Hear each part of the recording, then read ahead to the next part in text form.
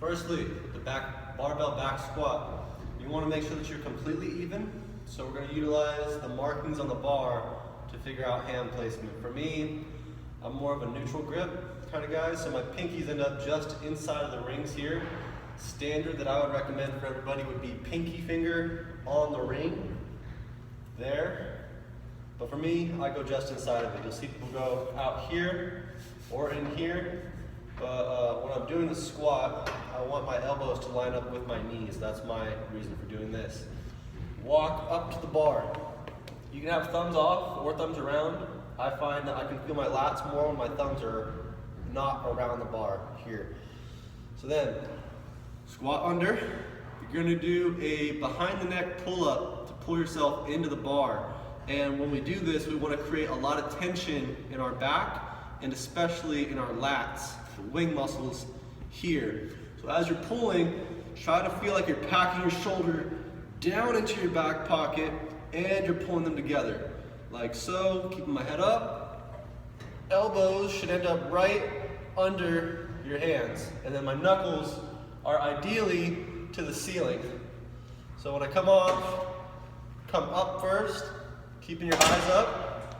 Then you take 2 steps back, 1, 2, and then adjust as needed. Looking up still. Okay, so let's check back in from the start. Got my feet straight, knees over the feet. Pull in, eyes are up. Tight grip, I feel my lats like I'm doing a pull-up. 2 steps back, 1, 2. Adjust as needed. Trying to be about shoulder width apart or slightly outside of shoulder width. Ass is squeezed. Now, when we take this squat, I want you to take a deep breath down into your belly, the bottom half of your torso. There, and then I want you to finish filling the chest and then lock it right in between the two.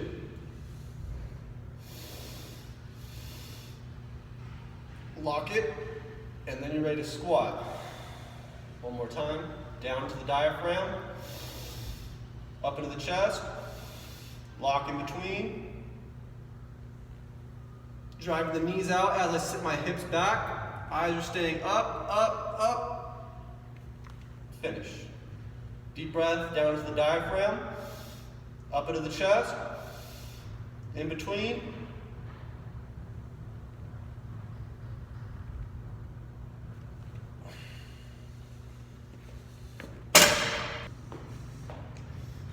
Okay, so now, watch my breathing. Now that the sweatshirt's off, I want you to pay attention to where I start the breath, where it goes, and where it finishes before I squat.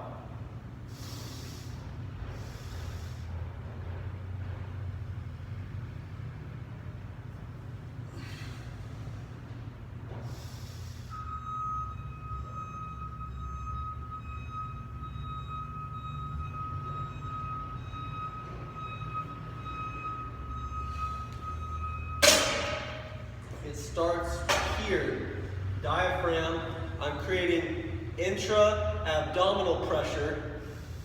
It's like having a big ball in my stomach that helps keep my chest from falling forward and keeps it up. It only helps a little bit with the chest. We have to also create intrathoracic pressure. So there's intra-abdominal pressure, belly, intrathoracic, and then we don't want to lock it primarily in one or the other. We want to lock right here at the solar plexus. If we only breathe into our stomach, you're creating intra-abdominal pressure. If you happen to be wearing a belt, this is where we can risk a hernia. And if you were to only breathe into your chest, we're risking passing out. So which is where we want nice in between. Start down low like a glass of water. And finish right there. That is what's going to help your torso stay up in the squat. We've probably experienced that our leg drive is a lot stronger than what our torso can withstand.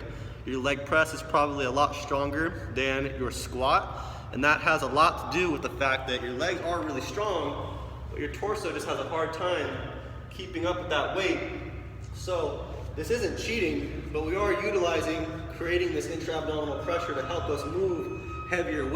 And so we just mentioned the intra-abdominal pressure, the intrathoracic pressure, just basically how breathing aids the squat, how to properly breathe for the squat to prevent hernias or passing out and finding that sweet spot. Another factor in keeping your posture up outside of breathing is going to be your elbows. Something that's really common to see is people starting off their elbows already here. Could be mobility errors. We just have muscles that are tight and have a hard time staying locked in.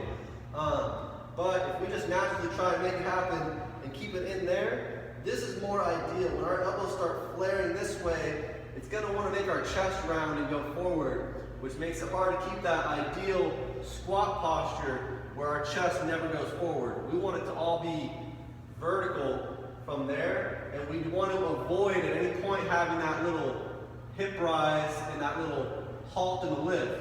We want hips going forward. Never at any point on the way up do we want the hips going up. We want them there the whole time. So observe my elbows from the side angle again. Just start down here.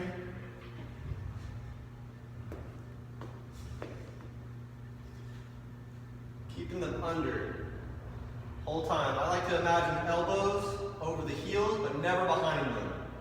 Under heels, finish. And I'm not just letting it rest on my traps.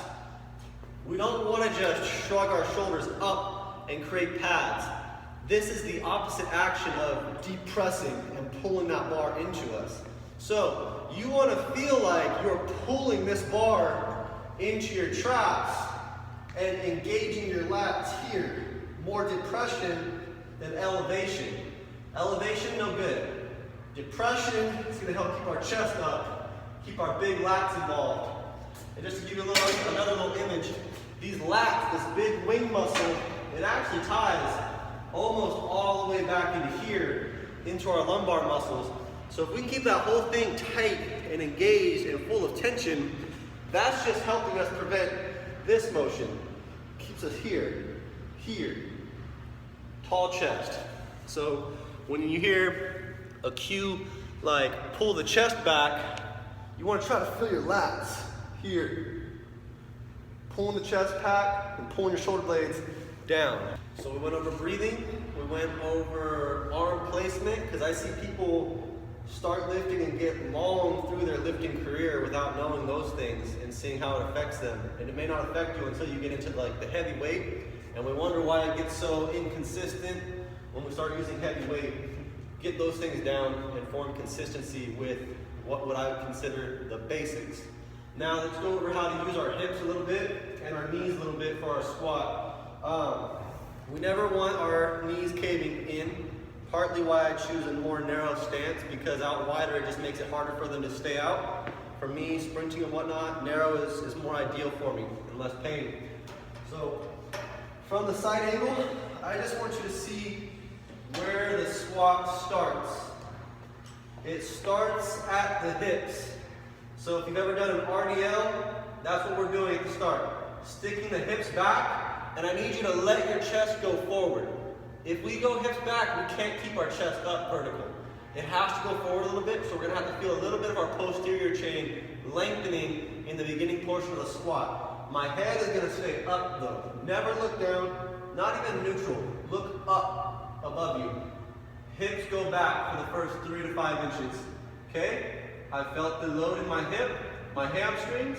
Now it's time for the knees to do their part. And go past the ankle, up. Hips first, back, back, and now knees can go forward. It can seem a little confusing because we're always being taught to keep everything upright and perfect. But in the back squat, we can't. We have to get hinged, which means your chest has to come forward a little bit. Not excessive, but first 3 to 5 inches is a hinge. So you should be thinking about doing an RDL for that first 3 to 5 inches of your squat. See how my hips go back and my knees stay over my heels? Let's run that over again with the back squat. Watch my shins, watch my knees, watch my heels. They're still stacked, they're still stacked. And now we begin to go past the ankle. Back up. Load the hips first, then the knees, And imagine that these two opposing directions are keeping a straight line over the shoelace, here in the middle of the foot.